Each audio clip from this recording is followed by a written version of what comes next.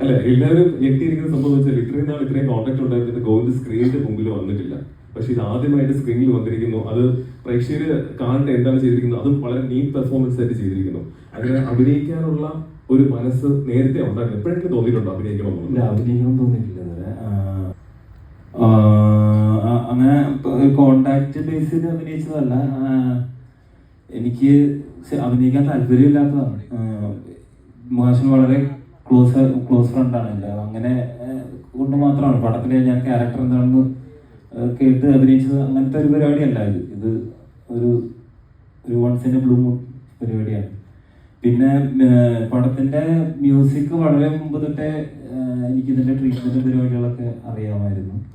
ഞാനും മോശം ഒരുപാട് ഡിസ്കസ് ചെയ്യാറുണ്ട്. അപ്പൊ നമ്മളത് തിയേറ്റർ ഫിലിമായിട്ട് തന്നെയാണ് ഇതിനെ തുടങ്ങുന്നതിനെ ഡിസൈൻ ചെയ്തിരിക്കുന്നത്. കഠിനത്തിൽ നിന്നും എൻറ്റയർലി ഓപ്പോസിറ്റ് ആയിട്ടുള്ള ഒരു മൂവി ലാംഗ്വേജ് ആണ് ഇതിനകത്ത് പിടിച്ചിരിക്കുന്നത്.